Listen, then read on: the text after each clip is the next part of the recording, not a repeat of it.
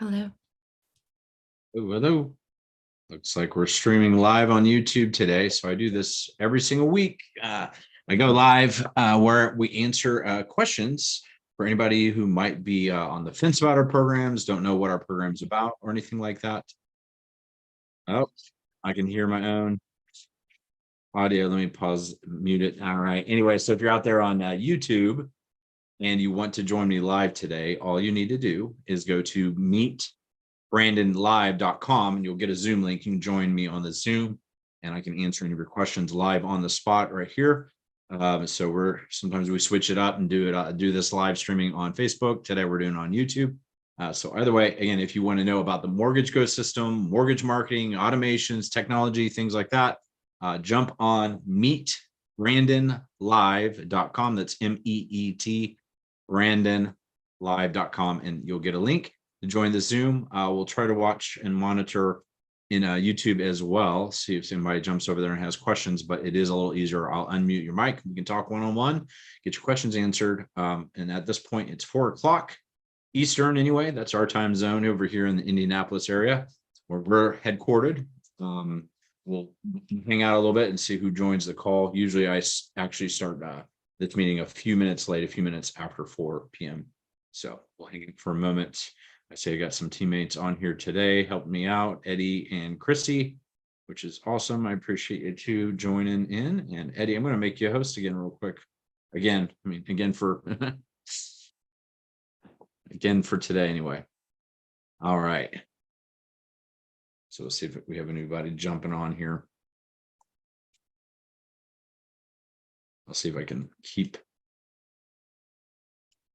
the YouTubes up. All right.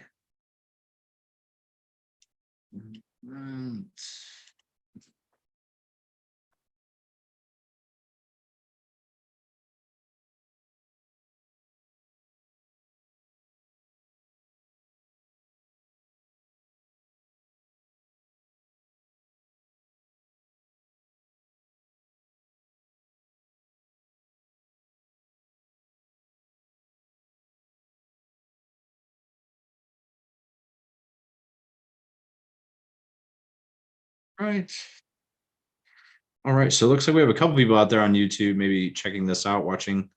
Again, if you're out there and you do want to join me on the Zoom call so you can get your questions answered about our Mortgage Go system program, about the technology used, the way we generate exclusive leads, what's going on, what's working, what's not working, anything that you may want to know, just go to Meet, MEEP, not meet as in you eat, meet as in meet me in person, meetbrandonlive.com.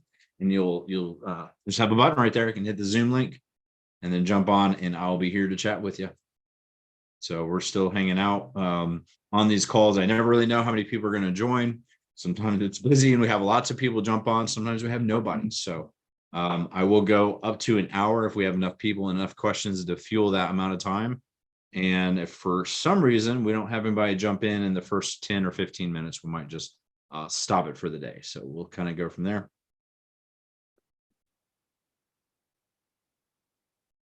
I wonder, Eddie, who's on the call with me, do you know if we have some people you think might be joining? I don't know if you know at all. Yeah, someone's coming in right now. Someone's coming in now. Okay. Cool. A little bit sinusy for some reason.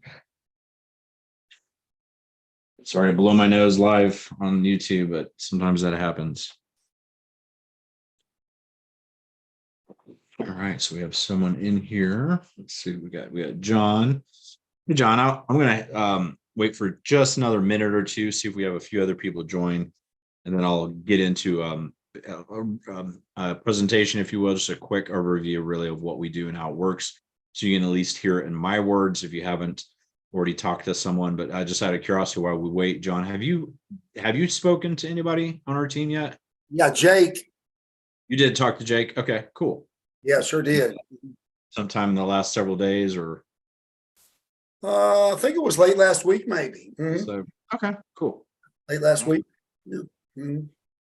Kind of excited about it, but nervous about it at the same time. Mhm. I understand that all makes sense. Yeah, you know. Yeah. So cool. I appreciate you jumping on. If you just give us a minute or two more, I'll just do a quick, like I said, jump into a quick overview, and then I'll try to address any questions, concerns, thoughts, whatever you have, we'll dive into. It's fairly obvious you put a lot of time into to your collateral, your assets. You know what I mean? Especially that PowerPoint is, I think, is the meat and potatoes of all your information, Brandon.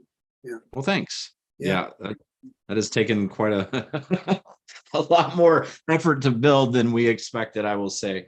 But What's that? I heard a phrase in that PowerPoint I've never heard before. Mhm. Meta certified marketer. Yeah, it's just Meta. Facebook used to be just called Facebook, and that was Right. their brand, and then they switched it to Meta. Right. So now basically if you were Facebook certified, you'd now be like Meta certified, basically. So that's really what it means. It's just bigger agencies that have a lot of the willingness to go through their training and certification program, and then also they're more established. They have a lot of volume, so that would like be us, Right. for instance. You can get that type of certification. So I got that's you. really what it comes down to. Yep. So in other words, we've spent millions of dollars on Facebook, so they know who we are. They want us to keep spending it, I'm sure. It's kind of funny, I'm just in casual conversations at parties and things. People are always saying, "Oh, do you remember when you were searching for a new watch on Google?" And the next thing you know, it's all showing on Yeah. your feed. And I guess that's pretty much what you're talking about here. Yeah.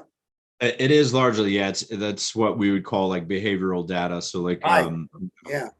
or in market data, some people would use that phrase, but yeah, so you do something, you say something, you go somewhere, you do something, triggers their algorithms basically to know that you're in market for whatever it is, like you said, new watch, furniture, home, mortgage. Yeah. And yeah, and it happens all the time. So anybody that's scrolling through Instagram and Facebook will probably notice it. And a lot of times it is, you'll just be talking about something, and then next time you open up Instagram, boom, there's the thing you're just talking about. New guitar, perhaps a new Yeah. flat cap, whatever it is, new spectacles. I don't know. Yeah. Well, in all your videos, I've been seeing these guitars hanging in the background, but I've never seen you. I've never seen you play. So I'm starting to Yeah, wonder if those are just background apparatus. Yeah. well, to be honest, they are a little bit. They look good back there. I do know how to play. I'm not. Nobody's gonna sign me for a record deal anytime soon, though. I got you. Yeah. So yeah, those days of me jamming all day long are unfortunately long gone. I'm busy with helping you guys now. So so I don't know. We might not have anybody else jump on. I usually only do the presentation because sometimes we have people jump on these calls and they've never seen us at all, or they like barely know, they totally forgot, whatever. And so I go through it. I can go through it for you if you'd like. It's really probably not any different than what you've seen already on Jake's thing. It looks different, but it's the same stuff, same information, just presented differently. So if you did have questions, I'm more than glad to tackle them. And then if somebody else jumps on later, then I can start. Then kind of go through. Chrissy and Eddie with you, or are they They are, yeah, they're with us. Yeah. They're not waiting for the question. Tell me, Brandon, the part that I think concerns me the most is on that PowerPoint presentation that Jake sent me. Slide number 19 talks about proper provisions, and it talks about the geo targeting dictates my audience size. So I'm only licensed in one state. I'm only licensed in West Virginia, of all places, right? Okay. The second most rural state in the union, I bet. And I think we only have. Maybe. I don't know. Don't forget about Dakotas and stuff like that. So. I got you. Yeah. I think we only have 1.5, maybe 2 million people in our whole population. Jake texted me and told me that was going to drive up my cost per lead if I pulled the trigger on your program. How does working in a state where, your program wants us to have 3 million Meta users in the area, but I don't know that my area has 3 million Meta users. So we kind of have some general rules of thumb, and I'll back out a little bit from that question and kind of explain why we even bring things up like that, so you at least understand it. So unlike most other forms of advertising, the more people we actually are at least potentially attempting to reach, the cost to advertise goes down. So unlike like usually like radio, TV, direct mail, stuff like that, that's usually the exact opposite, right? Like the Right. more places you want to get your ad, your TV ad in Chicago, you want it in, Cincinnati, you're going to pay this station and this station, and it's going to cost more. If you just do one, it's going to be a little cheaper, right? So Facebook and all online platforms work differently, because what happens is the bigger pool of people that we have to work from, the more likely you're going to have more people that they've just joined in market. They're in market now, right? Boom. They started talking about buying a home or whatever, getting a mortgage yesterday, and now boom, they're in there. And then it also gives Facebook the more opportunity to find people that they can show the ads to for less money. So let's just say, for instance, it's pretty rare that this would ever be the case, but let's say someone's only interested in one thing. Facebook can't identify anything else they're interested in. They're only interested in getting a home or a mortgage. And it's going to be cheaper to show them ads because there's not a lot of other things. They're not interested in a watch. They're not interested in buying a new ad. They're not interested in a couch, right? And so that's what is happening all the time. So some people are a little bit more expensive to reach. Some people are a little cheaper. So the more, basically what I'm getting at is the more people we have available that we're potentially targeting, the better that Facebook will be able to find the person that they can show the ad to and get them to convert at a lower cost. So it's kind of complicated, but in some ways that's it was that. yeah. I mean, but I guess ultimately will that affect my success? I'm wonder if that will affect my success a little bit.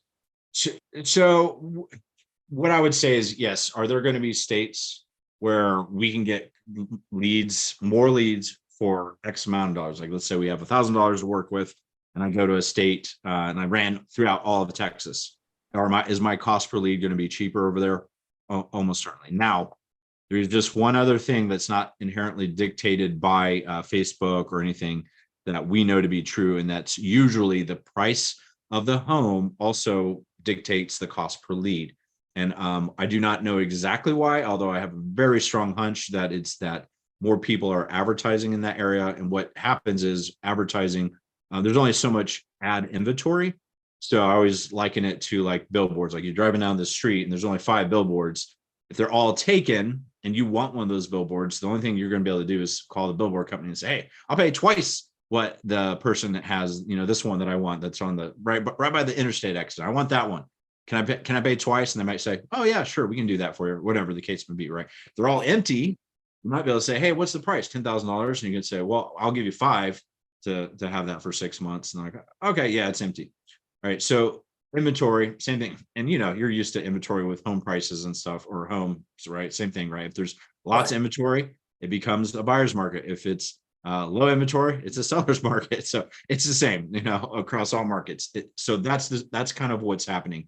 So that what I find is that usually average home price states or lower than average home price states tend to also be cheaper. So therefore that $1,000, like, or whatever, maybe it's 5,000, maybe it's 10,000, whatever you're advertising with, will go further. And so I don't know off the top of my head what the average home price is in West Virginia, but my guess is it's probably immaterial. It's immaterial, really. Yeah, it's probably pretty close to national average, or maybe on the low side would be my guess, but maybe not. I know. I would say it would be on the low side here, Brandon. Yeah. And we can always Google that average home price. I can do it right now, and we'll just see let's see if I can get some actual results here. I know my average loan amount is typically like 180. Okay, which adds up, because the Google sent me over to Zillow, and Zillow says it's about 155. Yeah. So is your average home price. So that makes sense. So yeah, you're actually on the lower side. So usually, again, the cost per lead does follow to a certain degree with that. Now, the one thing is, if you have a really, really small state, like one state that we would not typically do for somebody would be like if they are in North Dakota or South Dakota only, because those states only have like about 500,000 people in them. So really, really small from a population standpoint. You're 1.75 or 76 right as of 2022. But it's not that bad, actually. That's not as bad as you might think. And then again, you have in favor, which is that your home prices are a little bit lower, which obviously is good in some ways. I also realize that usually the home price also follows with the average income to a certain degree. You'll usually find that to be the case, but that does mean your homes are typically probably going to be a little bit easier to afford. And you might even have influx of people trying to move there to live in a cheaper area. I don't know if that's happening. It's not like It is actually, yeah, it is. But yeah, it is actually. Well, and did the person that joined our call, is he with you, or is he on here? No, he's not. He's not with us. Yeah. So I'll get to Rob's questions and stuff too. He actually just signed up with us. Okay.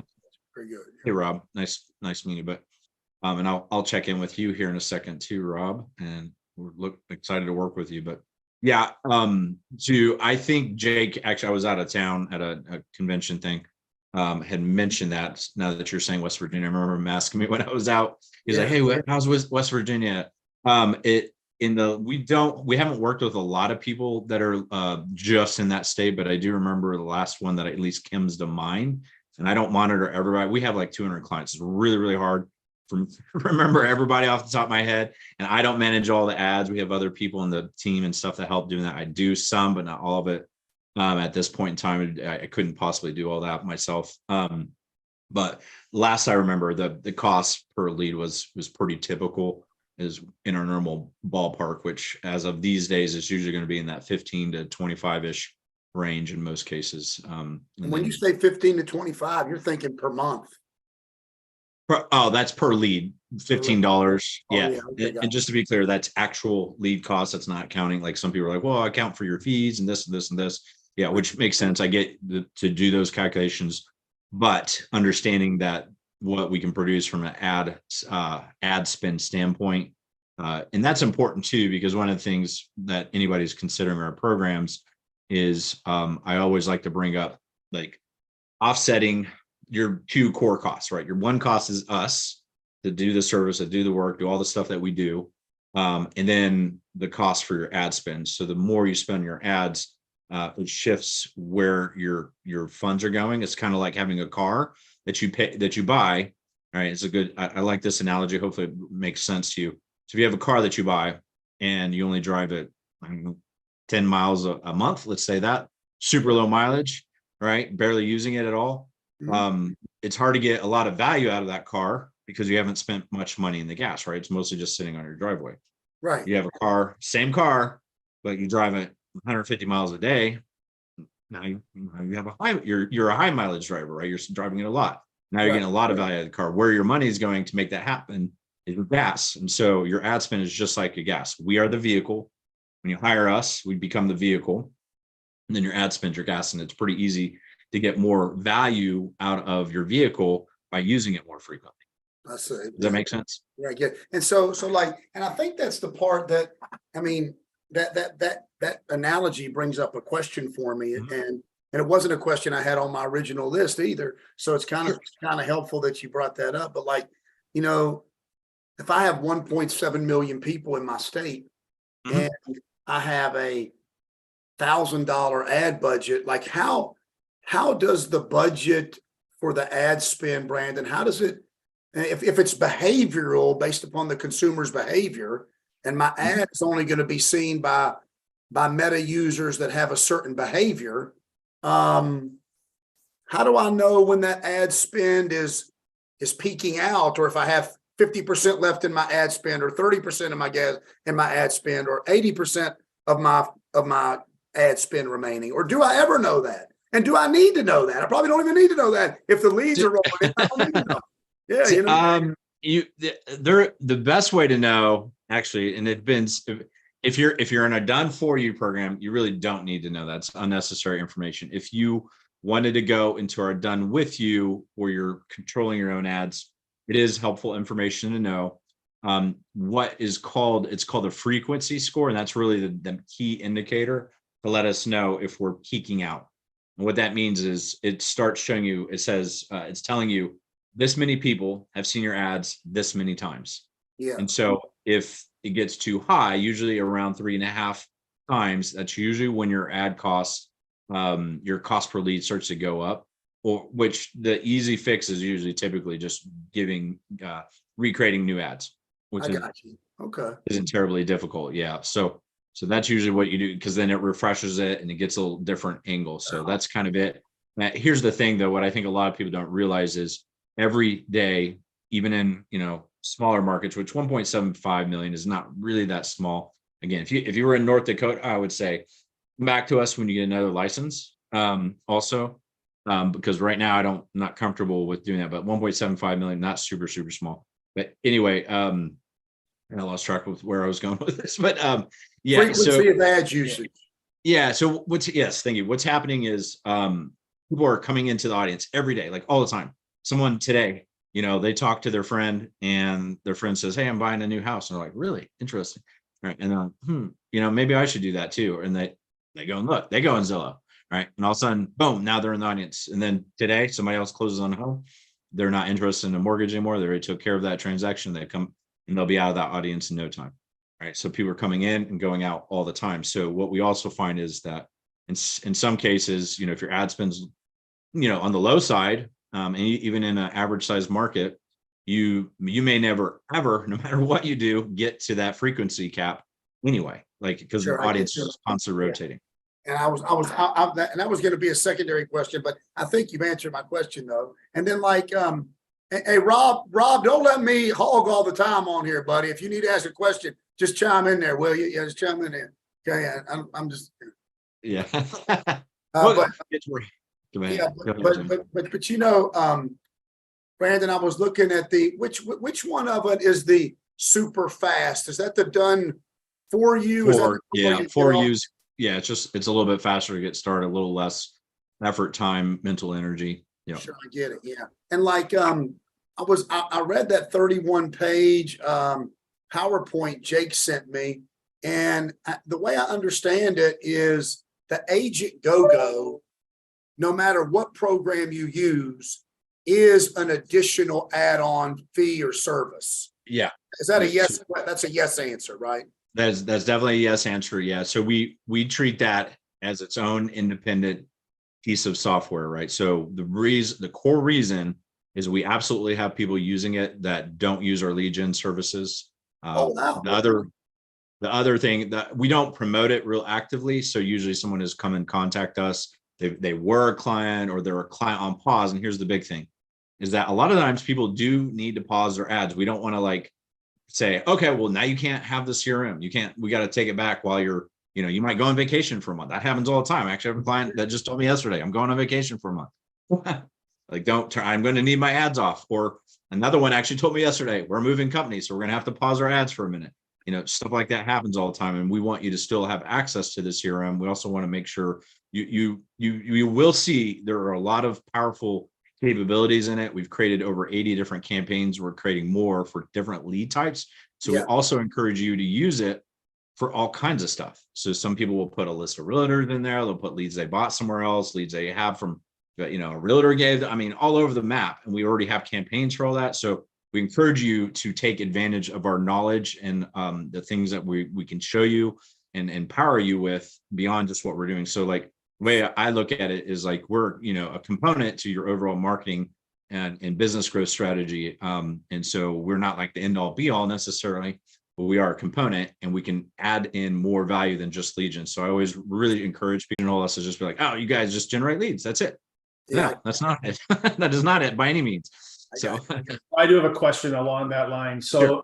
I sign up for Agent GoGo and then I use it for my service. And then 6 months from now, I decide not to market with you anymore. That phone number and everything, if as long as I'm paying my fee, stays with me, correct? Yep. That's your subscription. And what about the VIOP thing that's coming down the road in June, where I signed up today and they asked me some questions if I had an EIN number? Yeah. And I saw that you were doing that. Unfortunately, I could not jump in right at that moment. Sure. Hold off on that because that actually all just started going through yesterday. So don't, if you didn't get an answer yet, we'll show you how to navigate around. They just get around that pop-up box. I did figure that out. I do have a call at 4:30 with the onboarding, but my question is what happens if they say you need an EIN number, which I don't have an EIN number. I don't believe that's going to be the case. This is all rolling out real quickly. Just so you know, John, what he's talking about is basically it's what's called 10 DLC or 2 PA. It's stir shaken. There's all these different names. It's an FTC regulation that's going down. So any voice over internet protocol type phone system, you may have already experienced this with other CRMs you have, if you have like a VoIP is what, most people say, not voice over internet protocol. They just say VoIP, VoIP phone system, you have to register it through this process that basically goes back to the FTC, and then they share all that information with all the phone carriers so that you can legally use that phone system to make phone calls and texts, things of that nature. So how will that affect you if I do need an EIN number and I'm on your program and I can't use the number?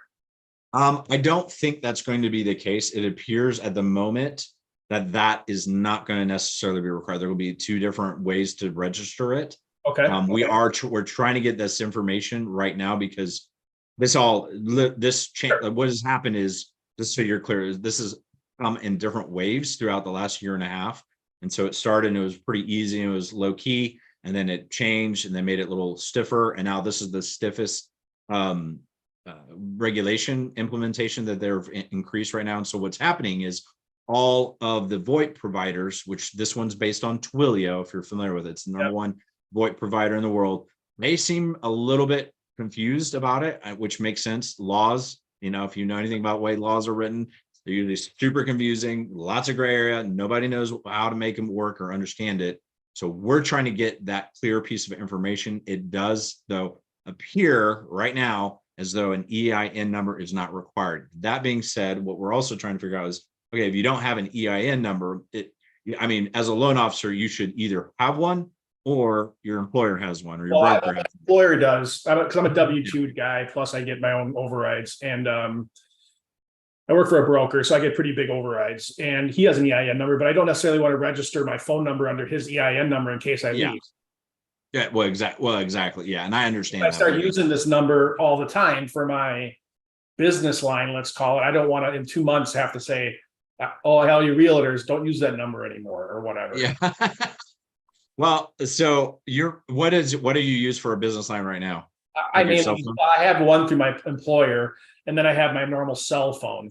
And I have a Google Voice number that I'm using, but I'll switch it over from Google Voice because I want to use your CRM for everything. So it's pretty slick. Yeah.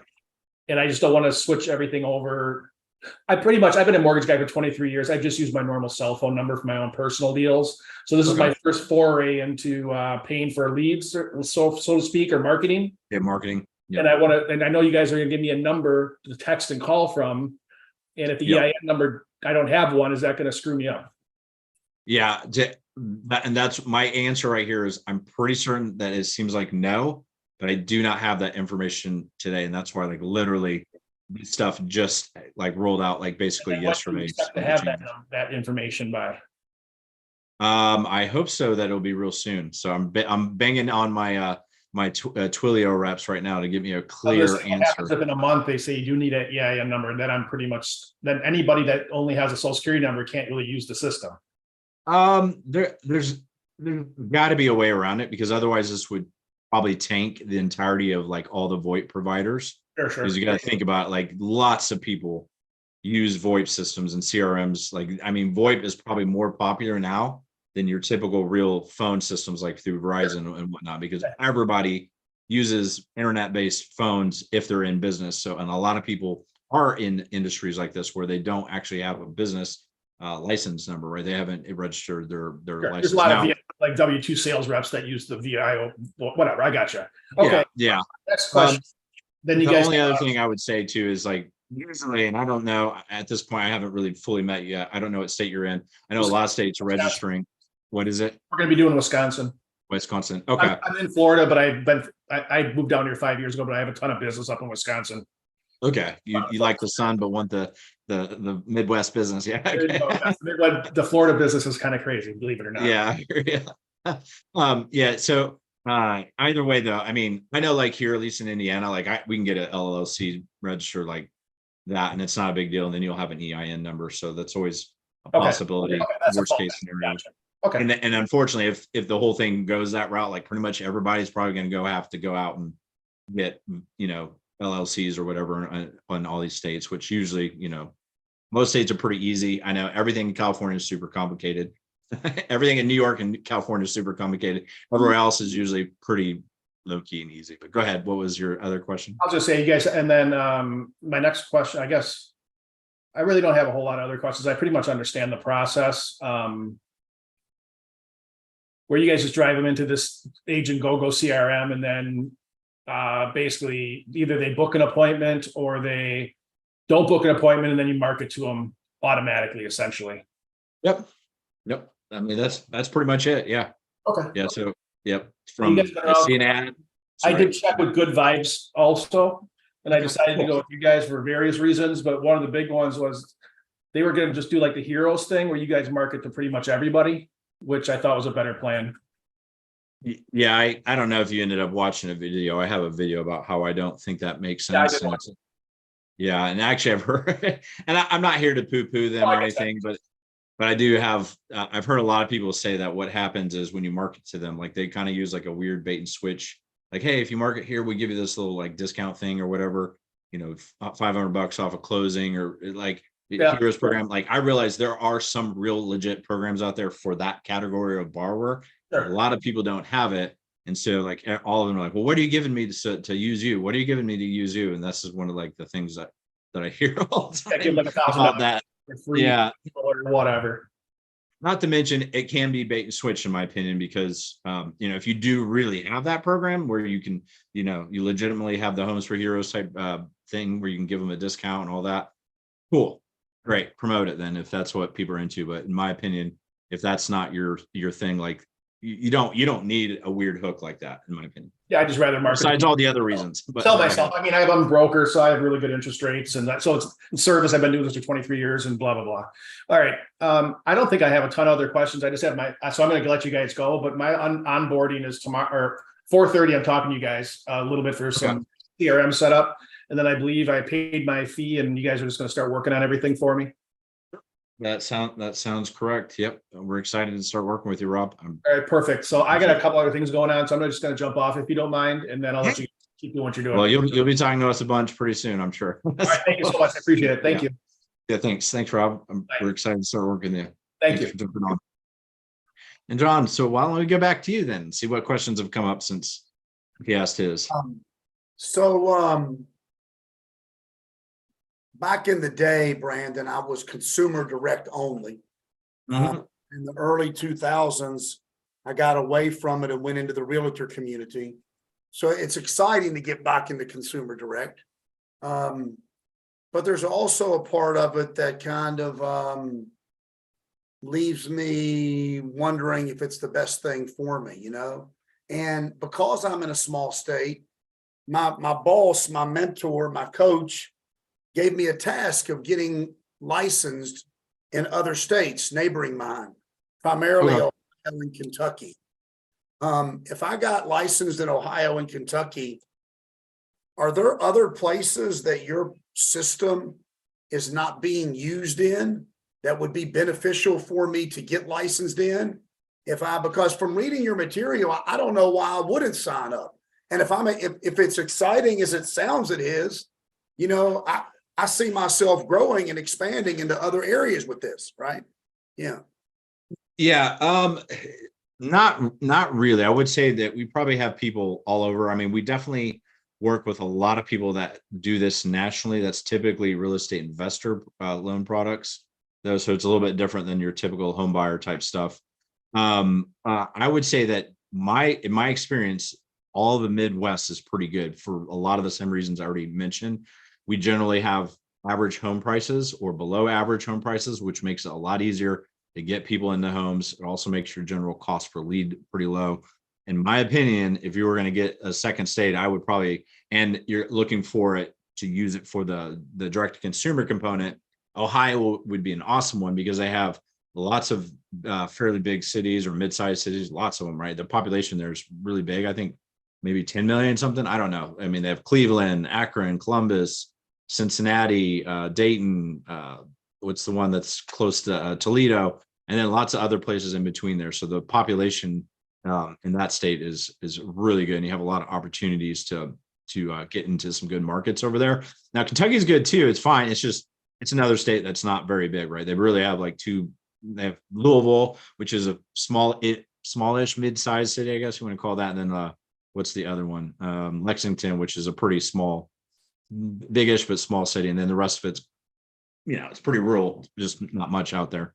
a few things down 65. I literally live like a half mile from 65. So Figured I that. know 65 up and down, left and right. But if Now- you're familiar with that interstate, but Tell me, Brandon, I'm with Cross Country Mortgage. You probably heard of them. They're pretty big, right? Yeah. they're one of the big ones. Mhm. Yeah, and tell me, like, are there any people with Cross Country Mortgage using your services that I might I reach out I to? don't, yeah, I don't know if we have anybody active right now. The one thing I will say is that we have with our done with you, we don't really keep as much track of where people are at, like company wise and all that, since for the most part, we've set it up once and then they kind of go off and do their own thing. So especially with our done with you side, I never know, like, are people still actively doing it? Are they coming back? And then the other thing is we've definitely had cross country people move companies all the time. You probably know in this industry, average lifespan at a company is about 2 years.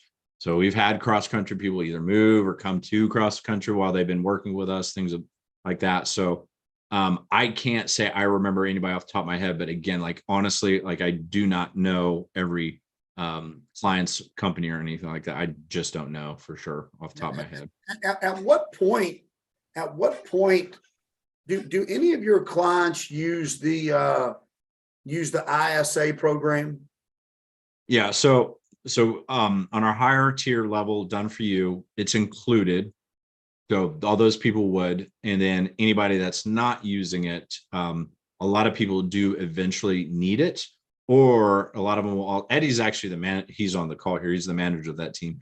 But what will happen is you'll probably, almost everybody gets to a point where they get a little bit behind, or at least they feel like they're behind, and they just don't want to make all the calls and do all the stuff that's necessary to convert. So a lot of people will end up using that month 2, 3, 4, somewhere in that ballpark, depending on how heavy their lead flow is and how behind they get.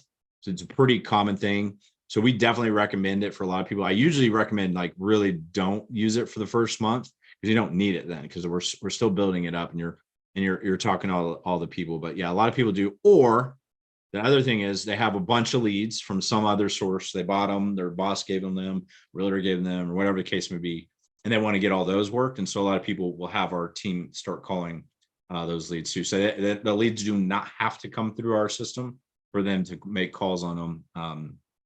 They obviously do, but it can be from any source. So that's an option.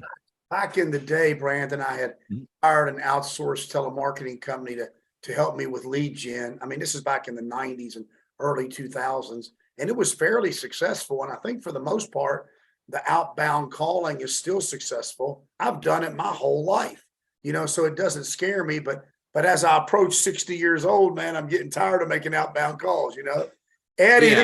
you want to chime in, man? Okay. This is where you want to. Hey, Eddie, Hey, you might man, we're ready, man. Just come through. We'll help you out there with any calls that you need.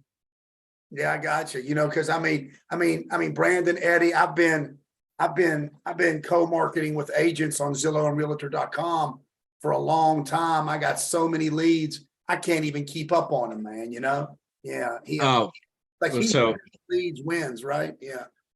Yeah. And that's, so if you do have a lot of leads, like, what we would definitely recommend is, especially if you're not using any automated follow-up, is one of the things we want to do with our clients as soon as they come on, or at least within the first week or two, is if you have them and you're not already, like, really working them hard with some other system or some other way, then put them in our system and then use the automations to work through them. And then if you want, you can also have our ISA help with them too. So the big thing I'll point out is automations make it a big difference, right? We know, like, doing manually handling leads is super difficult. You're probably never going to come even remotely close to making enough phone calls or doing enough text or emails and such to actually convert those leads. So automations are here to help you with that type of thing. And then the other thing I would say is that there will always be people that communicate mostly by email or mostly by text or by phone call. And so you may be doing well with just the automations through the text and all that stuff. But when we add in that extra layer of enough phone calls, which you could do, right? I'm not saying you can't do, but if you may say, I don't really want to, then that's where our team comes in and we can help you convert just a little bit higher. So what I know is that usually after you get about a 60-day period and going, you'll see that the average conversion rate inside the system, or response rate, I should say, inside the system is usually about between 50 and 60%.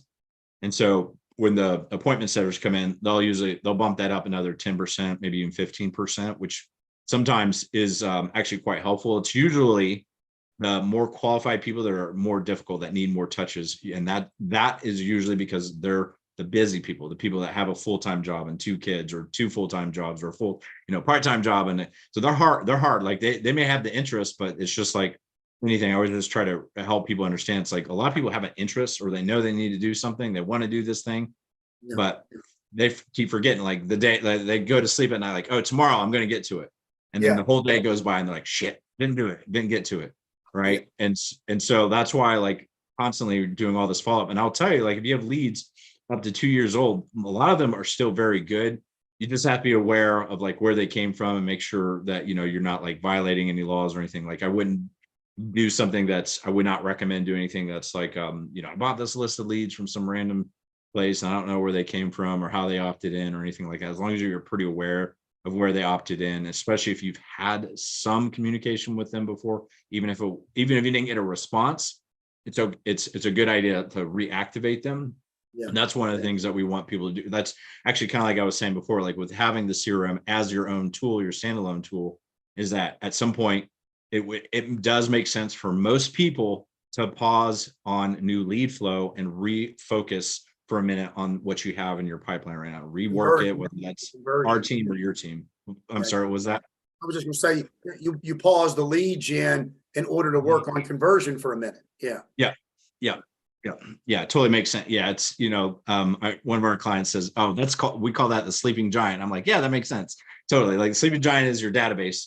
And if it's not getting worked thoroughly, then you're probably missing opportunities. Yeah, like I can guarantee you, like we definitely see most of the people that we convince, like, hey, please rework the old leads that you have, or the old leads you come from us. They do see like results from it, like literally. Yeah, especially up to 2 years old, especially in the home buyer, especially in this market, right? We've had a lot of weird crap happen, like people who wanted to buy a house last year and maybe they missed the rate change, Yeah. So like, oh crap, they got scared. A lot of people got scared in the market when everything went up. Like, oh, there's a recession coming and the rates now are 2 points higher, A lot of people have normalized now and just realized, like, okay, recession is probably not really going to affect me. Rates are what they are. They're probably going to be like this for a long time. I do need a home. I hate renting, or whatever the case may be, or I hate this home that I'm in right now. We have a new kid on the way, whatever the case may be. Now I've looked at so much information and all the click-throughs on that 31-page PowerPoint. I feel like I have all of those open, but is there a place where I can see all of the done for you levels? Like I hear about these tiers and I hear about these add-on services, but is there like one concise place that there's a menu of what am I looking for? Or is there? Yeah, I used to have a grid for people that we show, but we decided to we found that most people didn't understand it. To be honest with you. Let me give you a doc here real quick. Why is it opening weird? Google Docs changed. Okay, great. Hey, what's up, everybody? Welcome to my second hour. Oh, okay. So, I mean, really, we have basically 2 tiers. And I can show you on the screen, and then I can make a copy and get this sent out to you. But this is really probably the first email that is it showing up right? Here we go. Is it? Do you see this? Jake probably sent you a recap email, and that's literally what this is. And so we just have it like in a Google Doc version where we can show you the 2 different levels. So Pro Plan is the lower level one. So that's basically this. So it's 1.5K setup fee, 1,000 service fee per month, and 1K ad spend minimum. If you remember what I was saying about the gas in your car, this can be higher. So that's basically that plan.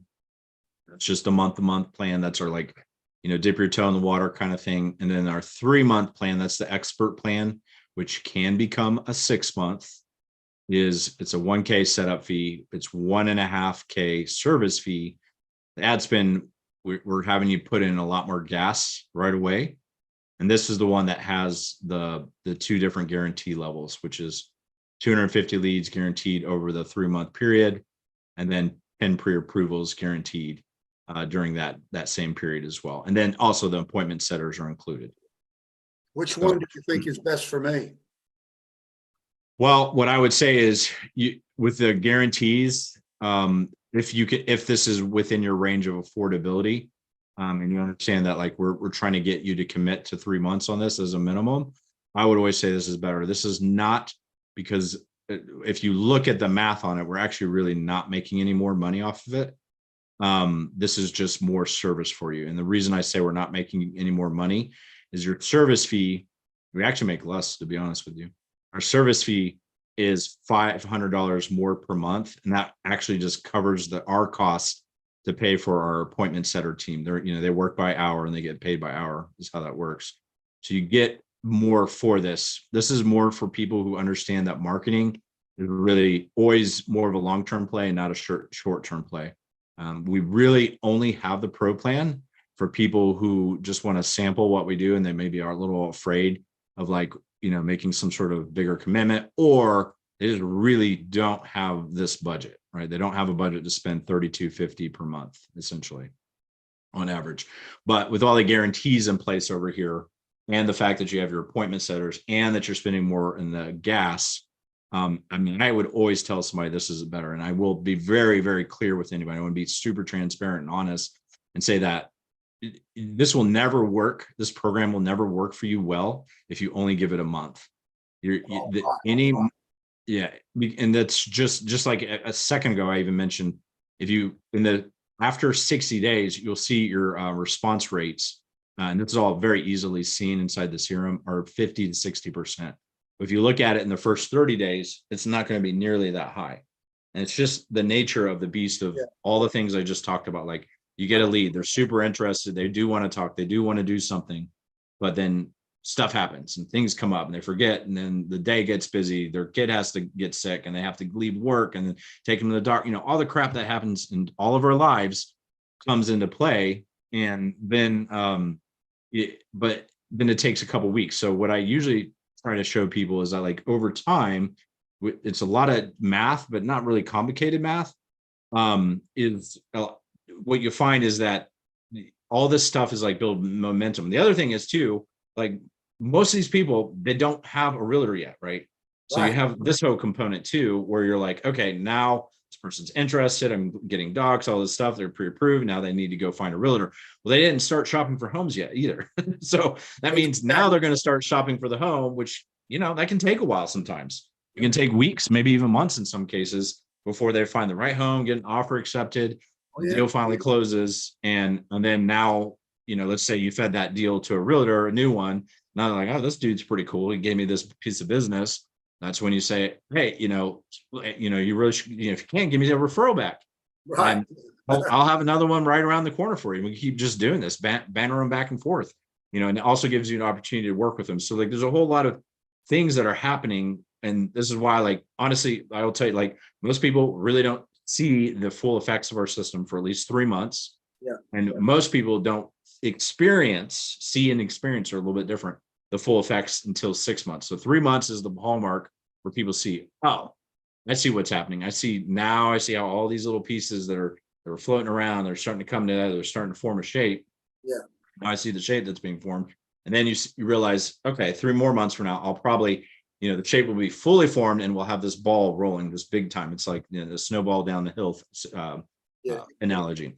So hopefully that makes sense. But usually we lose very, very, very few clients that have stuck with the program for 6 months, because at that point, like I said, the shape is fully formed. They see how this is impacting their business. They understand the return on investment is there for them with it. And so to kind of go back to answer your question, the thing with the pro plan is biggest thing is we're putting more gas in your car. And to me, that's really important. And then that's the expert plan. The expert plan is more gas in the car, right? More gas. Yeah. More gas in the car. Yeah. Yeah, and let me just make a real quick copy of this for you. I'll share this with you again. Brandon, but with all the information Jake sent me, it's kind of like, drinking from a water hose, fire hose. It is, I know, and you probably have already received 9,000 emails from me and him and otherwise. Cool. Let's see. Let me make this. I think in my state, I need $1,000 ad spend. Everybody needs at least 1,000, no matter where they're at, and that's just the nature Yeah. of like the way the algorithms work. And I'll give you another analogy. Can you tell I like my analogies? Probably used them a few times, yeah. Yeah, I definitely use the same ones over and over again. And then sometimes people on my team tell me that one sucks. Don't use that one. They tell me the same thing when I'm talking to them. Yeah, so let me see. Yeah, copy link. Here we go. I'm going to put it in chat for you, and then you can just take a quick glance at it again. But well,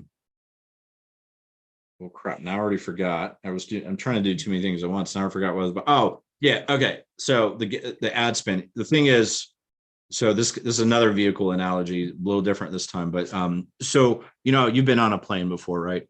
Right. If you know just the basics about aerodynamics and the way planes work, they have to get to a certain speed before they can actually take off. And that's just the way, air pressure and all that crap works. Ads in the algorithm is very much the same thing. So if you don't have enough things happening, enough conversions, enough events inside of the Facebook system, ecosystem, it doesn't think it's working. And so it actually starts to penalize you. So we need it to move fast enough events happening. So conversions, that they're like, oh, okay, this ad's good. People like this ad. We're going to start rewarding it. We're going to start giving them more leads. And so it needs time to learn.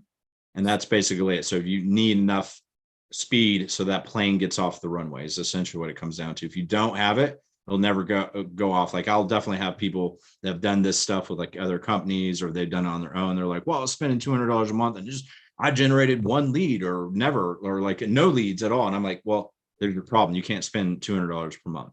Yeah. I mean, there's a lot of other potential problems, but if everything else is good and it's just that low of a budget, that's the problem. And then I know we're coming up on the end of our hour. I won't keep you much longer. I know we all got to go, but I'm just kind of looking at it. Ever since Facebook, Brandon, has been out there, I've wanted to have a greater presence on Facebook, but honestly, just haven't known how to do it. And so the fact that your program gets it done for me just like that is really intriguing. But anytime you bite off a $2,000 to $3,000 expense per month, does that, that's always worrying to a guy like me, in a small state, right? What I do, does that pro plan, does that include the Agent GoGo? Well, Agent GoGo is both the name of our CRM and our ISA team. So it depends on what you're asking. So that the CRM they're both going to be standalone on the pro plan, and it's okay to be in the pro plan, and use it. And then you could just use the ISA when you need them. And then you could literally spend as much on the ads. You could say, okay, I don't want to spend 1K. I want to spend what the expert level people are doing. I want to spend 1.75K, and you're saving money. You just wouldn't have guarantees, but you're also not locked in. You have month to month at that point. So the reality is you can absolutely get all the same results with it. And then you have a little bit less to worry about. So if you have a concern, that's a fine place to go, because there's no reason you can't spend at 1.75K. And then you should be in that same ballpark where we're getting you about 80 leads per month. I got you. And then so with either plan, just to make sure I get it, the CRM piece is an additional to what you just showed me in the chat. Yeah. So $69 per month, the first month's trial, or about the first month or so. The way it works, just so you're super clear on all the costs and everything, is that's the subscription. It comes with credits. So every phone activity that you do, that's a phone call, a text, a voicemail, all those voicemail drop, ringless voicemail drop, those incur little credits, and those aren't things that we charge for. It's Twilio and Slide Broadcast, all the back end fees. And so what just so you know, what we've actually done with the CRM, the real reason why we don't really promote it to outsiders is we've set it up to operate at cost for us. So you have a tool that's really good. So if you compare what this does to any other CRM that has the same type of capabilities, you will see that most of them are going to be $150 to $200 per month. I see. So yeah, and so this one, the level that we recommend for most people is going to be the $69 per month one. There is a $49 per month one you can use, and that the only difference is really the amount of credits that come with it. You can always get more credits. So if you happen to get in here, like you said, it sounds like you might have a lot of leads. You may need to go through more credits if you want to use the system for it, if that makes sense. How do you do have leads, right? Extra leads. Did I understand that correctly? Yeah, Like old leads from. Yes, I do, but I don't know that I'm gonna give them to the ISA team yet. I just don't know that yet. I feel like I need to get Yeah, even if you don't, like don't worry about the ISA. Like you can decide that whenever, it doesn't matter.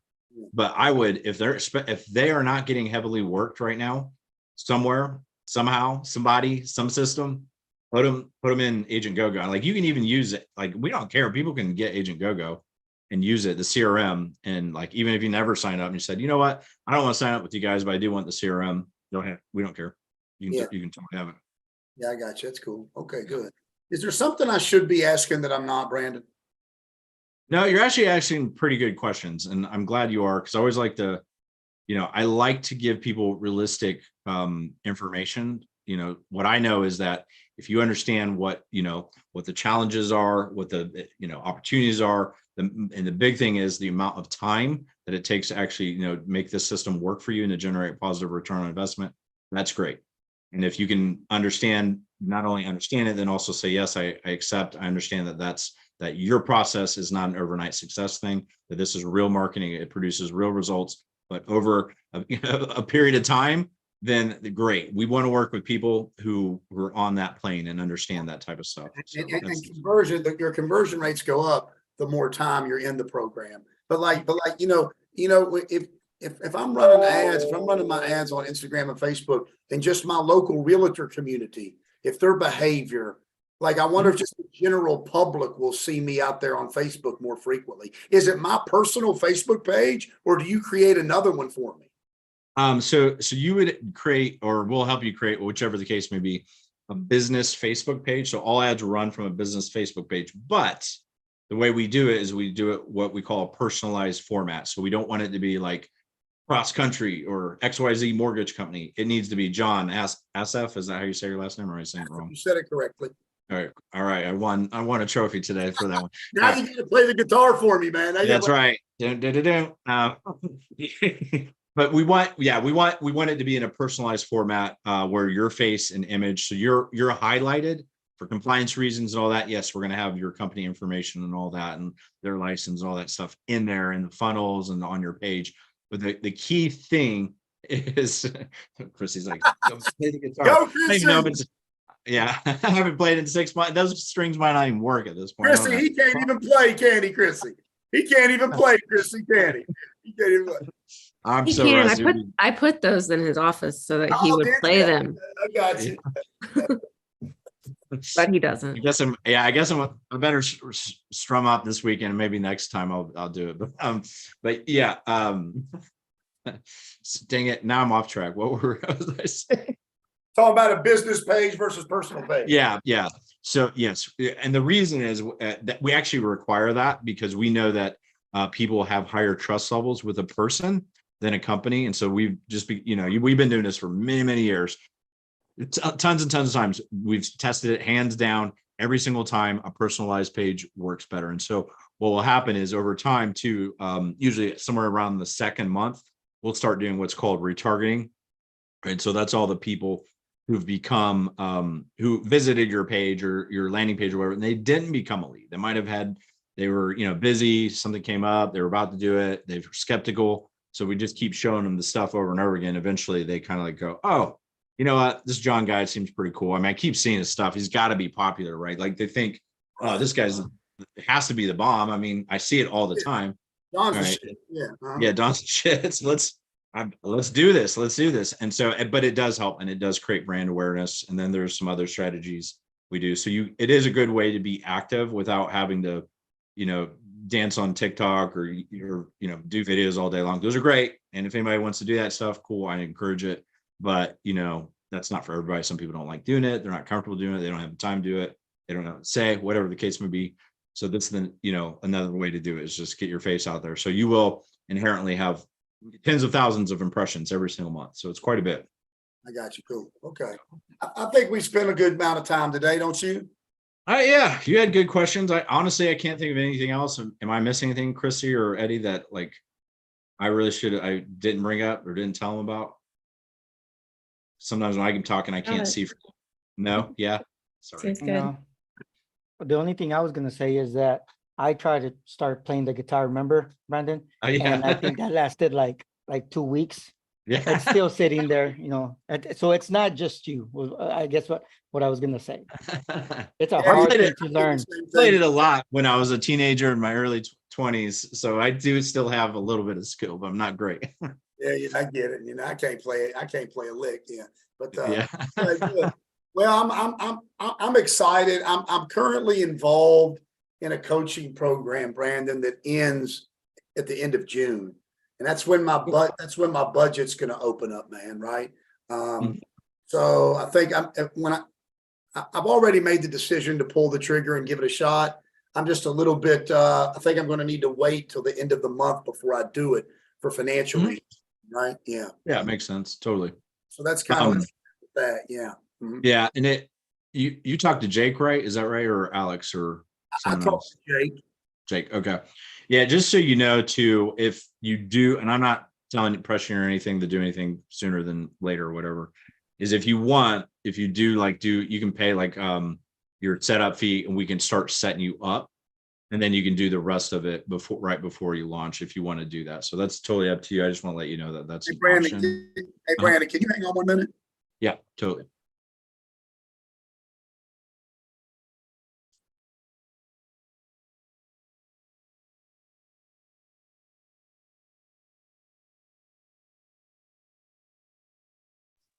Time to get the guitar. Just stand All there. right. Just standing there. Should I get it? Let's see it. Let's see if this thing is even remotely in tune. I can't reach it. Let's see. Nope, it's pretty bad.